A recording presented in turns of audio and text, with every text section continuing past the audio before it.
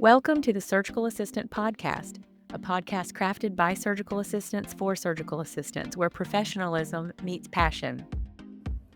Hello, everyone. Welcome to today's episode of the Surgical Assistant Podcast. I'm Kelly, and with me is John, as usual, and we have a very special guest on the show today who we will be talking to and spending the entire episode learning more about her. It's Ms. Rebecca Hall. She is joining us from Michigan.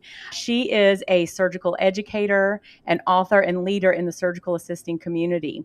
She's been a certified surgical assistant and surgical technologist with advanced credentials. She has spent more than 2 decades teaching surgical technology and coordinating surgical first assistant and sterile processing programs. So she's worked a lot in education. So we will be really discussing a lot of that with her and learning so much. She's also served as vice president of the Association of Surgical Assistants, where she helped shape standards, curriculum, and advocacy for our profession. She's the author of Suture and Surgical Hemostasis, a pocket guide, now in its second edition, a practical at-the-table resource for mastering tissue handling and hemostasis. She also helped to author and edit the Practice and Principles of Surgical Assisting, a comprehensive ASA-based textbook designed to support both everyday practice in the operating room and success on certification exams. Through her teaching, writing, and leadership, Rebecca Hall has played a major role in defining what excellent surgical assisting looks like and continues to influence how the next generation of CSFAs and CSAs are trained and supported. And Rebecca, we welcome you here today. And as I've told you already, we're thrilled to have you and appreciate your time. Welcome. Thank you so much for having me. I appreciate that. Yes, ma'am. So we're going to dive right in. I mean, as we've seen in the awesome introduction and kind of listing, I'm sure not all of your credentials, we have seen that you have placed a value and a priority in your career on educating first assistants and surgical technologists and really surgical services in general. The entire profession and different facets of it, which we all need to appreciate, I think, a little more. John, would you say that's a good way to put that it's not just about surgical assistants, but it is about surgical technology and the SPD part of it as well? Exactly. Yeah, it's about the whole world that most people don't know anything about unless you happen to get a job in the operating room. It's the best kept secret in medicine, in my opinion. Nobody knows anything about it. It's different. The rules are different with the sterile technique and everything, but the whole process behind it. And I really am grateful for you to join us, Rebecca. Thank you very much. And it's hard to encapsulate an entire career into a few sentences, but that was a great introduction, Kelly. Yes, it was. Thank you, Kelly. And I do want to mention I did move to Ohio recently, so no longer in Michigan. Okay, great. Thanks for correcting that, Ohio. Yeah. Any friends watching this are going to say, wait, we thought you moved. That's right. Well, let's correct that right off the bat. We don't want any surprises for anybody. So Ohio, you're in Ohio now. Okay, awesome. What part of Ohio? Dayton, Centerville area. Okay. Nice. All right. Not far from Wright-Patterson Air Force Base then. Oh, right there. That's great. And the museum there is just amazing. I have to go. I go up there and help at the National Center for Medical Readiness. I help with the perfused cadaver course up there. So I'll shoot you an email next time I'm heading up in that direction. I think got a notification the other day we're going to have a class in November, so they do training for the military and for stuff like that. But I just, again, like I said, I'm grateful that you're here. And how this all got started was I was looking at something on Amazon, as I always do, surgical textbooks and stuff. And then as I'm scrolling down, it had a notification that the second edition had just been released. And I was like, how did I miss this book? And it was a perfect little, for anybody who hasn't seen it, this is the book, Suture and Surgical Hemostasis. And it takes a very complex, complicated topic and breaks it down and gives you the references. I love it's a flip book and easy to refer to, like one of my other favorite books, Surgical Recall. But I'm like, let me reach out to Rebecca and see if she's willing to come on the podcast and talk about it. And I just want to say thank you very much. So thank you for coming on the podcast. You're welcome. So I guess I'll just start right off with some of the questions. What prompted you to create this resource guide? It goes back to, again, teaching surgical technology, and obviously, it may not be obvious to some people, but learning suture can be very complex and very overwhelming. So I used to create note cards for my students, and I was very lucky. I had great mentors. I'm sure those of you might remember Chris Keegan. She was a wonderful lady. And then Kathy Snyder. And I actually reviewed their pharmacology textbook for them. And when we were talking about suture, and I was sharing that I made note cards for the students. Then they were like, well, you should write a book, create a book for it, make some money. So they actually introduced me to Elsevier, and I proposed the idea, and they liked it. And I was very, yeah.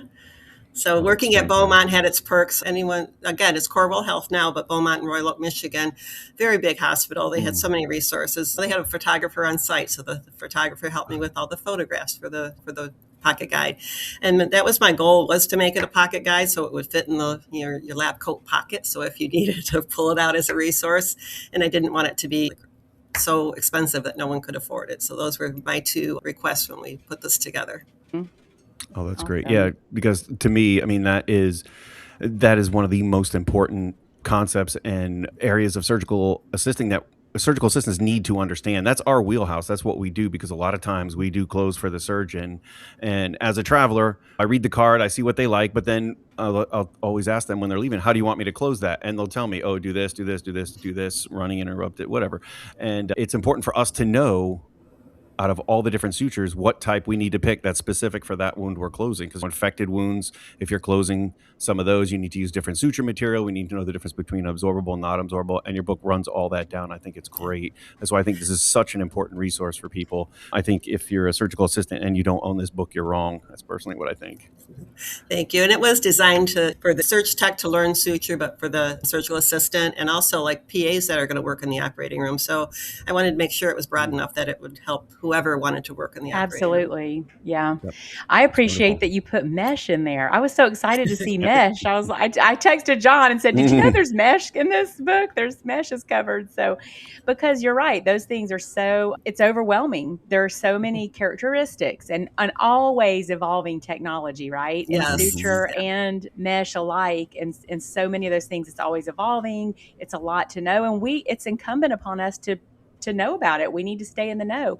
We can't just depend on the surgeon. It's easy to follow a surgeon's instructions who says, close this layer with this layer with this, do it exactly like I do it all the time. I mean, you're like, okay, yes, sir, that's what I'm going to do. But when you are working with the surgeon that you've worked with and they leave it to you and you're left with a wound that now you're looking at, and we need to be able to make these decisions on the spot. We need to be able to know what factors go into what type of suture we're going to use on what type of wound. And I will say, and just mirror what John said, it's just an invaluable resource. I appreciate having it as well. And we keep them in our locker. I don't mind telling people I need to go look at my book and see what it says, find out this information about it. So again, I'm really grateful Elsevier reached out and said, would you like to update this? Because like you said, those things were missing. The mesh was missing. Some of the latest thermal equipment was missing, the latest suture. So I was very grateful that they finally agreed. I was bugging them for years. Right. And it's those, I think I want to encourage our listeners too, that it doesn't take a rogue scholar to put together these kind of things. It takes us looking at our environment and how we're working and saying, gee, I wish there was, I wish I had this to look at. I wish I could definitively, easily know the difference between a Stratafix and a V-lock, for instance, and PDS and the monocryl and the barbed suture, spiral versus symmetric. There's all these different things thrown at us. And when you can understand it and even educate the surgeons about it is when it becomes really rewarding, and that you can teach those around you, your surgical techs. As the first assistant, you can teach PAs, you can teach, again, the surgeons about the difference. And so it can just be born out of that. Anybody can have an idea to provide a resource, in other words. So I think it's a big deal. The textbook is a really big deal. And I'd like to segue into that. The textbook that came out just last year in 2025, the practice and principles of surgical assisting. We would be remiss to not start with talking about Karen Ludwig and her influence, the specific influence that she had on this textbook, its creation and its inception. Would you talk a little bit about that? Sure. Yeah. Karen and I go way back, and she's the one that actually came to me. The textbook was her dream. She wanted a textbook. She wanted resource for instructors. She wanted to help ASA build their legacy and stay strong into the future. And I'd worked with Karen when I was part of AST as well. I've got, 6 journal articles published through AST that because of Karen. So when she wanted to do this book, she came to me and asked if I would be the executive editor. So, and of course, I couldn't turn Karen down. Nice. Good. So where did you go from there? So when you decided to do the textbook, did you know from the beginning that you were going to have different first assistants apply to contribute on the specific chapters, or how did that come about? Yes, and that was the part of the discussion between Karen and I. She actually helped a lot with that in the beginning before she passed. So because she had a lot of resources, so she would reach out to the first assistants, and she knew who was really good in that field and asked them if they would come on board. And then I had to take over that role. So that was a little bit more difficult for me because being in education and not out in the field, I'm reaching out to people that didn't know who I was. And I was asking them if they wanted to help with this resource. So, okay. All right. Well, again, I think that was a long time coming, and kudos to Karen, and we appreciate the legacy that she left for us and the road that she paved for us as well, because that textbook and this textbook was a long time, I feel like, coming. And I think I want to even talk about how we do need maybe more resources for first assistants, as far as official, I think maybe formal and official textbooks and texts. And I would agree with that. I mean, when I first started teaching surgical assisting, you're using Netter's, you're using Alexander's care of the patient, and those are even Sabiston's book on surgery, and those are not appropriate for surgical assistants. They didn't address what our needs would be in the operating room. So this book, written by surgical assistants, are able to take you through the steps and what you're going to do as a surgical assistant, and that is just a valuable resource. So, yeah. All right, John, do you want to move on to the next subject we're going to talk to her about, which is still really about the text and the... Yeah, I think I think what you just talked about segues perfectly into the next question, though. Were there any topics, legal, ethical, or technical, that you felt were especially urgent to clarify for assistants because they're often misunderstood or undertaught? Are there any areas in surgical assisting where we need to focus on teaching new people that is maybe not taught, that we need to learn, that kind of stuff? Oh, that's a good question. Yeah. All these questions are good. Like, wow, I have to think about a few of these. Well, ethics, I think, is a major topic that's not taught enough. And it goes back to when we first started ASA, a lot of the issues that we talked about were surgical assistants that were working outside their scope of practice. They're making incisions without the surgeon in the room. So I think the ethical part of your job is very important, that you make sure that you're properly trained for any skill that you're going to do, and that's on you, doing the right thing when no one is looking. So that's very important. And I think I think it's chapter 3 on building your own business. And both of you are independent FAs. A lot of FAs go through school and they end up working at a hospital. So, what are the steps that they need to do if they want to start their own business and become independent? So that chapter was really, really important.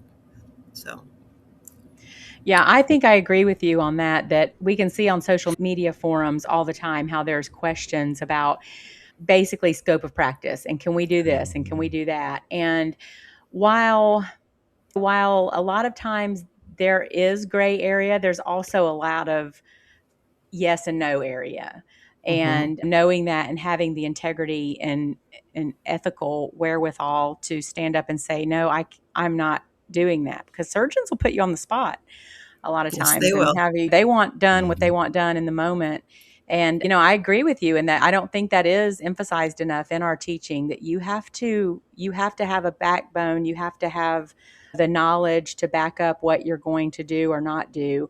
That said, we do have a broad scope of allowance in what we can do in our skill set, and just knowing and feeling confident in that area, I think, is a big deal and needs to be taught. I think we need to be taught how to handle those situations a little bit, especially for the younger FAs that are coming up into the field now, maybe that are younger, haven't been working in it as long. And I'll share a story. I was working at a surgery center, and I was covering for the surgical assistant who went on vacation. And the general surgeon did robotic hernias. So it's like, okay, so you're going to be I'll place the first trocar, you're going to place the next trocar. And having taught, it's like, okay, I've never placed a trocar in a real human. And I was very adamant that Intuitive come and train me before I was willing to place any trocars. Right.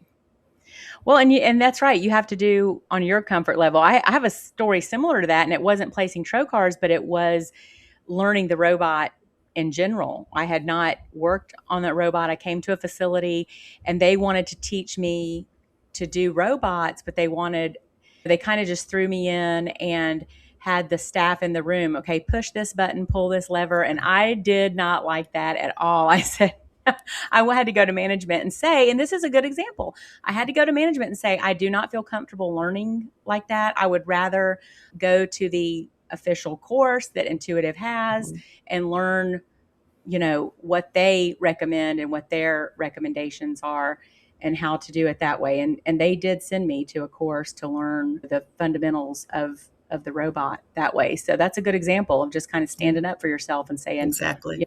what your comfort level is. Yeah, I agree. And I think that segues perfectly into what this podcast is about and what your book is about. I mean, this is a new and growing field. I mean, it's not new. It's been around for a long time. A long time. However, it may be not as advanced as maybe the PAs are or the nurse practitioners because they're recognized on a national scale. We're tend to be just licensed only in a few states, and a lot of people still don't understand what we do. Hospital administrators don't understand what we do. There's so many people that don't understand what we do. So that leads to the fact that there's not a lot of resources out there for us. And that was one of the reasons Kelly and I started this podcast. I know we've mentioned it a lot of times before, but I wanted a podcast that I could refer to if I was doing a case that other surgical assistants would give me their point of view about it or tell me their tips and tricks or their clinical pearls. And there wasn't anything. I mean, there's Behind the Knife, which I think is a wonderful podcast. And I get so much I listen to it every episode that comes out. I get so much out of it. But a lot of it is stuff that doesn't pertain to us, clinical care that is well beyond what we need to do. But the basics are there for us to learn from. So that's what I'm saying. That's the point I'm trying to get to in a long-winded way, is saying that there's such a lacking of resources that if you don't see one, create one. Like you did. You created this book, and it is such a valuable resource for people that would take them a long time to sit down every weekend, every night after work, and make out their own cards and bind them together and keep them, which people have done. I did that when I was in school for certain things, but I just can't thank you enough for that. And like I said, this podcast is still a work in progress, and we're struggling and working to get better at it. However, there wasn't anything, so we created it. So if you're a surgical assistant out there and there's something you want and you don't see, give it a shot. Try and create it. How many products do we use in the OR that were created by surgical techs? Whether it's, the clever things that fill a niche that are perfectly suited for what they do. Somebody saw a need for it and created it. So I think that's wonderful. Thank you again. So Kelly, do you have anything to add? Yeah, I know. I just turned around and had to reach off my bookshelf because I have this one up here, that we got in the surgical assisting program. The Assisting in Surgery, Patient-Centered Care is a book, and it's by Jane Rothrock, which we know is a PhD RN educator. And then Patricia Seifert, she was a certified registered nurse first assistant. This is a great book. It's a great book, but then there was kind of nothing between that, and I graduated in 2013 from First Assist School, and I just haven't, until this textbook came out, I haven't seen. So again, I just want to say I don't feel like we've kept up with the demand from, as far as teaching materials by first assistants for first assistants. Again, we hope, and I hope, that we can keep this, your trend going of kind of keeping up with the production of teaching materials that are in official textbooks and not relying on kind of antiquated material. And that just, we can't recommend that book, John and I, enough to you. If you're listening, just go on Amazon and look at that link. I'm sure John can put the links on there too for the. I will. Yeah, I'll put the link to both of those books. Those pocket guides are fantastic to have in your locker. So let's see, what are we going to talk about next? What are we going to ask her? We had a list of questions that are so good, and we are trying not to repeat ourselves. So bear with us as we go through these things here. I do have one that kind of adds into that question, but it in a different way. So, like, as an educator, what do you think is lacking in the education of new surgical assistants? Do you think it's the curriculum or on hands-on skills? Where do you see that there's room for improvement for the teaching of surgical assistants? I think as long as a surgical assistant goes through an accredited program, the curriculum is going to be there. The hands-on lab is going to be there, But sometimes, like you said, there's so much new technology every day in the OR, and it's very hard for schools to obtain that, to teach it hands-on. So I think building that relationship with the hospitals to help teach those hands-on skills with the latest technology, if it's not available for those programs, I think that's where there could be some improvement in not every school or not every program, but definitely the ones that are in more rural areas. How can those students get the information that they need to get to be effective in the OR?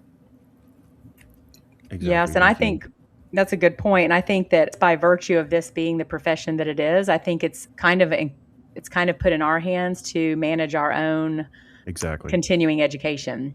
Yep. Because even CEs that we're required to take to maintain our credential, so many of them really, I hate to say that they're not applicable really. And so I don't know. That's something I really haven't thought about, is who writes the CE the CE courses that we're doing. I mean, I do think there could be a lot of improvement on that front as well. And the production of CE courses could be a lot of these things, just the few things that we've mentioned here in the last few minutes, because I find that when I'm completing those, that they're not really relevant, or a lot of it is on repeat from years past. And I'm thinking there's a dozen other things I can think of that I could be learning to maintain this credential that are more relevant and pertinent and up to date than what I'm doing and have done the last few cycles of recertification.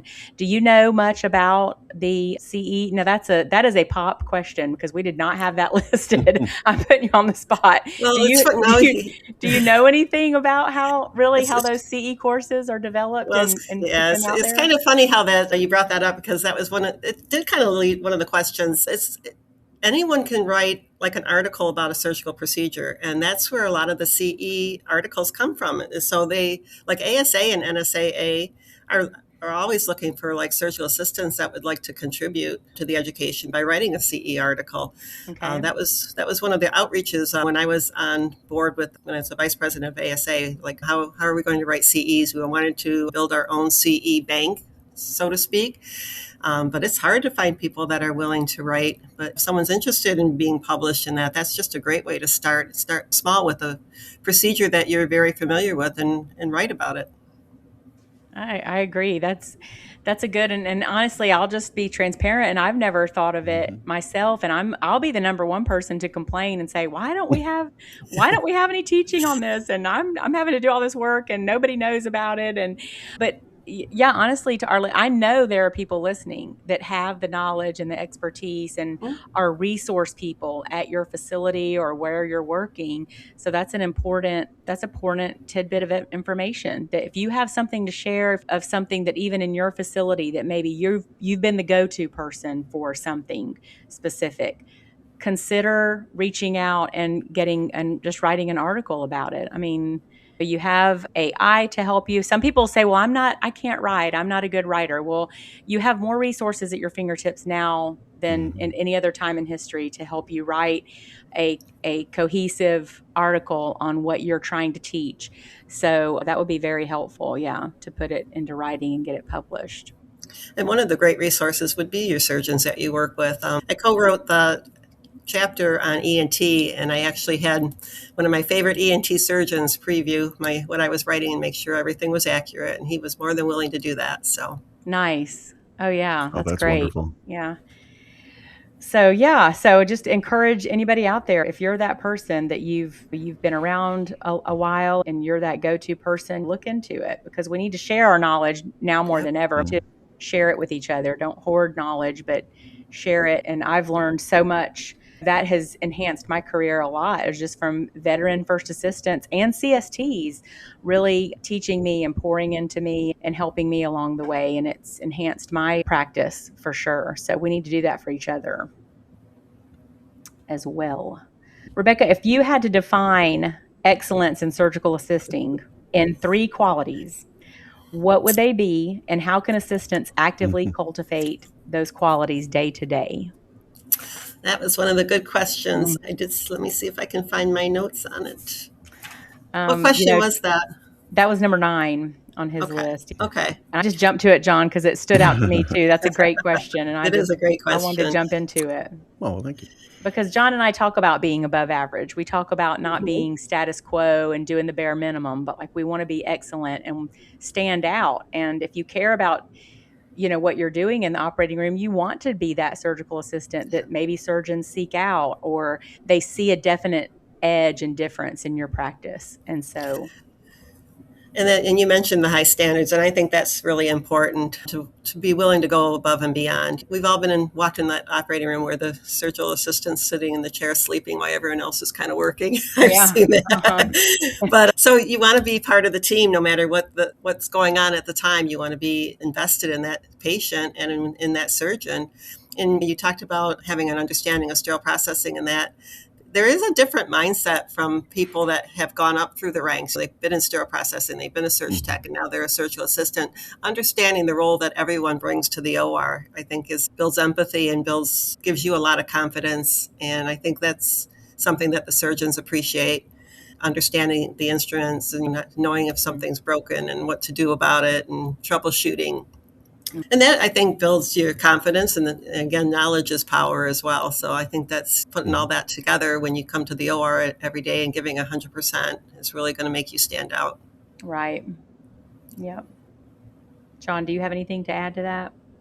I was just listening to what you said. So what were the three qualities? I missed them. I know you kind of encapsulated them in what you were saying, but high standards. Yes. Confidence. And I think knowledge. I think would be three very important qualities to bring to the table. I agree. We interviewed Fred Fisher, and a great resource because Fred's been an assistant for a long time. And I asked him a question similar to that. I said, what is the most important thing that you could teach a new surgical assistant? And he said, learn surgeonese. I mean, they talk in a certain way for a reason in clinical terms, so there aren't misunderstandings. And when I started in the operating room, I started as an orderly, which most places don't even have anymore. But I was like a sponge. I mean, when I saw my first operation, which was an open heart operation, I looked down into this guy's chest and I looked up into the room, and I just knew at that instant, it hit me like a ton of bricks, that this is what I'm going to do for the rest of my life. And this like gradient had formed in my life where I just wanted to learn everything I possibly could. I took every textbook doctor was willing to give away. I read every single H&P. That was back when the patient actually came with a chart to the operating room, and the H&P was in there. And I read it, and I read their operative dictations, and I read their post-op dictations, and I researched the things I didn't understand, because if you want to be viewed as a professional, you need to speak like a professional. So I just can't stress that enough. I mean,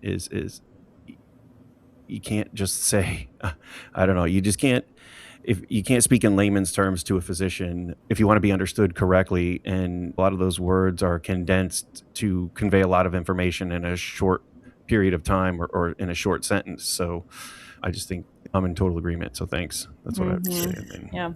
I'd like to circle back. You talked about your comment made me think of something. The H&Ps, patient H&Ps, X-rays. When we talk about programs and what could they improve, there's a lot of hospitals that don't allow, like the students or the surgical assistant, to even read the H&Ps or go to the pre-op. And I think that's an important part that's missing. To have that full understanding of the patient and why they're there in the operating room. And to know what those labs mean in that. I think that's so important. And if anywhere was lacking, that would probably be the area of education that's lacking for new assistants. I agree with that 100%. Yeah, knowing why the patient has ended up in surgery today. I think that is where our job starts, is knowing what brought that patient in. And I for myself, I always say I want to know as much of what the surgeon knows as I can. And it starts with that patient history, what process has brought them to the operating room. That will tell you a lot about the procedure that you're doing today, how you're doing it, and what you need to do, and what specifics are you going to need to bring in that maybe you wouldn't need to bring in on another patient. That patient's personal history and physical is so vital to the procedure that you are about to assist on. So I agree with you. That is a big area that I think we need to focus on teaching surgical assisting, kind of in surgical assisting more, is kind of being more well-rounded in our knowledge of the patient and those disease processes and factors that bring a patient to the operating room to begin with. I agree. That's a Yeah. great point. That brings up another one thing I'd like to see, and I don't know how possible possible it is to happen, but an actual lecture or class on how to read a CT scan. I mean, I know we get the book in school on radiology and it's up to us to understand it, but if somebody can actually sit you down and walk you through what T1, what T2 means and how the different things it shows and what you specifically want to look for. But that's one thing Kelly and I stress tremendously is that if you read the H&P, there's so much information there, and I can't tell you how many mistakes I've caught that have either had the location wrong or another part of the procedure that never made it onto the preference card that they're doing that day. And it's up to us to know those things. But I do get pushback because as a traveler, I do get pushback. I ask the nurse, hey, after you're done with your stuff, would you mind if I look at the H&P? And a lot of nurses are like, yes, please do. Some are like, no, you have no reason to look at that. Exactly. I'm like, really? Okay. And every place I go to, I push for access to Epic for surgical assistants. And I get told the same thing at every place by the OR manager. You don't need that.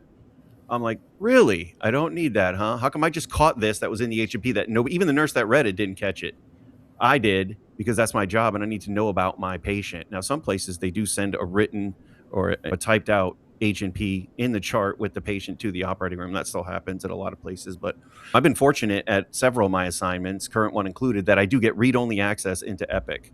I don't know if they're afraid we're going to look at stuff we shouldn't look at, or we're going to order exams, or I don't know what they're afraid of, or maybe they just don't view us as professionals. I don't know what that is, but I think if you want to be a professional, you want to stand out, you have to know as much as you can about your patient and the procedure they're having and their physiologic condition at the time they're having that procedure. And no, there's no better resource than the H&P. The surgeon doesn't have time. He's got so many things on his mind. That's our purview. I think that's one thing I'm going to continue to push for everywhere I go is access to Epic. I can't, or whatever electronic charting they use. Some use Cerner, some use, I don't even know if they're using Meditech anymore, but yeah. So have you thought about reaching out to risk management like at those hospitals? And like you said, they're probably not aware of what we do. So that would be a great place. I remember back in the day, we actually had a pamphlet for risk management department that ASA had created to kind of help educate them as to what we do as surgical assistants, but lay that groundwork of why it's important for us to see the H&P and to know the patient history before we're assisting the surgeon. Right. Yeah, that's a great idea, but I have to walk on eggshells because I'm not an employee. I'm a traveler, and nobody wants to hear that from a traveler. And I don't want to go in and upset the apple cart because I don't work there, and I don't want to make anything worse for anybody that does. But I think that it's things like that that can help us stand apart and be viewed as professionals. I mean, I can't tell you how many times I've talked to surgeons about a new surgeon I met, and we start talking about a procedure. And then, in fact, I worked at Beaumont Grosse Pointe for a number of years. And we had a new bariatric surgeon that came on staff there, Amy Somerset, great lady, excellent, young, very good at what she does, very good. And I said, hey, listen, when you do a sleeve gastrectomy, do you reapproximate the gastroepiploic arcade when you're done? Because I worked at a high volume bariatric center in Michigan, and there were two surgeons there. One did, one didn't. I read different studies that had showed it helps reduce post-op nausea, it helps prevent ovulus, all that other stuff. So I just asked her that question because I was interested, because I had a case coming up with her. So I wanted to know that if it wasn't on the card, I needed to have that stuff available and all that. And she looked at me, she goes, I don't think I've ever had another surgical assistant discuss technique with me before. And I'm like, really? Come on, really? You never did? She's like, no, most of them don't care. And that hit me like a ton of bricks. I was like, what do you mean don't? That's our job. How can we? I'm interested to know because I want to know what the steps of the procedure are. And if that's something you do or don't do, then I want to know that, okay, we're done with this. Now we need to do this. Well, and I think that highlights the difference between, is it your job or is it your career and profession? Right. Excellent point. That's true. That is true. And these operating rooms that I pass through as a traveler, I do see every spectrum you can possibly imagine on that. People that are just there for a paycheck and others that look at it as a vocation. So thank you. Rebecca, based on what you know in general up until the point you retired, which I don't think that's been too long ago, but based on what you know in general of the education overall of both CSTs and first assisting, what do you feel like, or what have you seen are some of the challenges that we're seeing? Is it like, for instance, a lot of, I don't want to say pop-up schools, but a lot of programs It's night and day. Sometimes you can look at CST students, for instance, and see a night and day difference between this one that's in this school and this one that's in this program. Mhm. And it could just be a difference of individuals, but it also could be a difference of the program material and how it's being taught. The same with first assisting. You can look at first assistants coming through a certain program here and a certain program here. What do you see from an educator standpoint are the most valuable differences or challenges, I guess, in educating our OR professionals these days?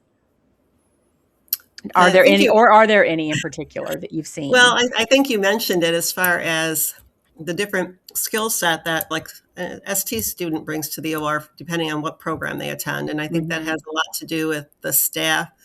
And I don't want to say the staff knowledge because obviously they're all knowledgeable, but there is a difference, I think, in the level of education of the instructors.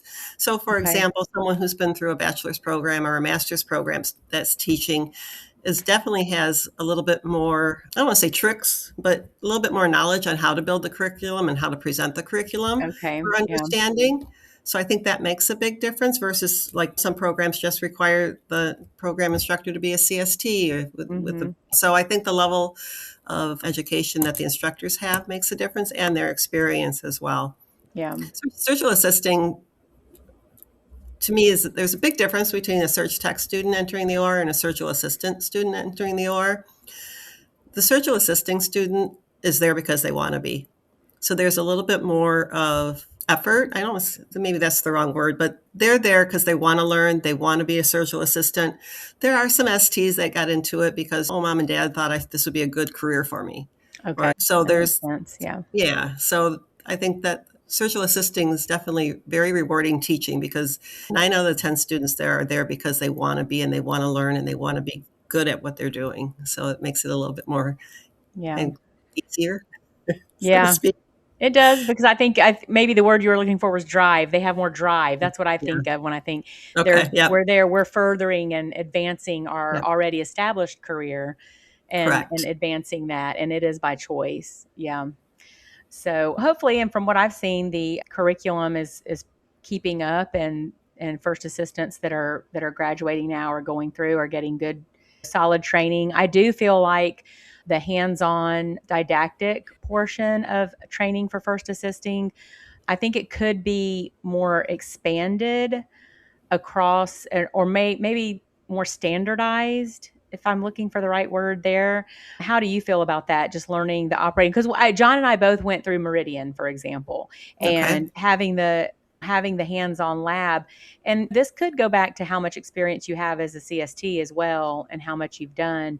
But for me, having that hands-on lab and getting to operate on a live animal with living tissue was very helpful for me, and knowing how to sew on arteries with blood pumping through them and clamping them, and just kind of the whole gamut of running the equipment and whatnot, and tying knots. And you're not just suturing and tying knots on a piece of foam or whatever. It's live tissue. And so I put a lot of value on that aspect of learning. Do you feel like that could stand to be standardized in first assisting education, or do you feel like that's just something that it really doesn't make a big difference whether you do it in lab, or if once you start doing it in real life under a surgeon's proctorship?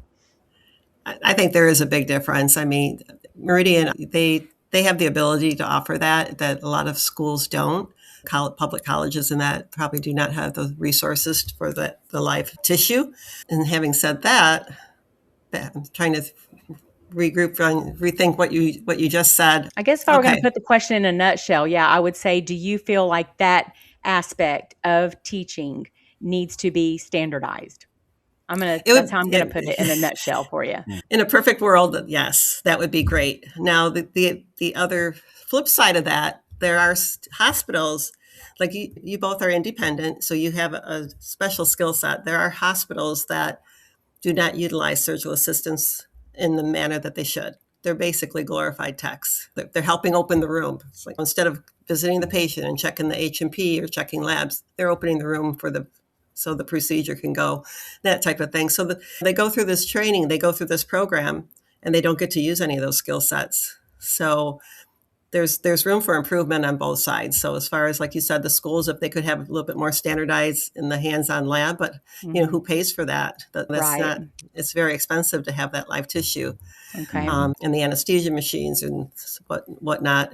So, but then the hospitals, they all write their own job description for their surgical assistant position. And like I said, some of them, there's just, they're helping close. That's what they want them to do so that the surgeon can go on to the next case. That's a good point. Yeah, that's a good point.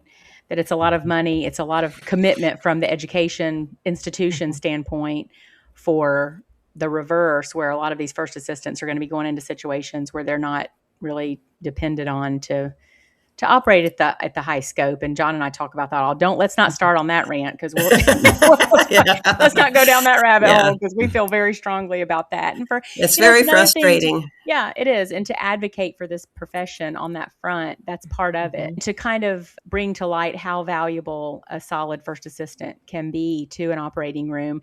It's really just another layer of what I call closing in the Swiss cheese effect of patient safety, of the opposite of patient safety, of mistakes happening and missing things. The more people at the table can know everything that they need to know about the patient, about the surgery that they're doing, then the less likely it is for those mistakes to happen, when we can hold each other accountable because of our knowledge. And because of our, well, again, we appreciate having you today, Rebecca, and we wish you all the best. And again, John's going to post the links. I think he can post the links on this recording when it drops. So you can find them easy enough, though, on Amazon, just the surgical assisting, the practice and principles of surgical assisting, which we have definitely mentioned before. And then the one on the suturing hemostasis handbook there. I will. I'll post the links to them both, and they're not affiliate links, so we don't get anything from if you click on our link and then buy the book, we don't get anything from it. None of us do. Right. So we're not sponsored by anybody, so nothing goes back to anybody. This is just for the love of our profession. So I will definitely put those resources. Okay. Thanks for listening today. We invite you to like and subscribe to this channel and leave a comment if you'd like. Feel free to look us up on Facebook at the Surgical Assistant Podcast, or email us at thesurgicalassistantpodcast@gmail.com. Until next time. Content of this podcast is in no way intended for diagnosing or treating surgical conditions. No patient-specific information is shared. All HIPAA guidelines will be adhered to.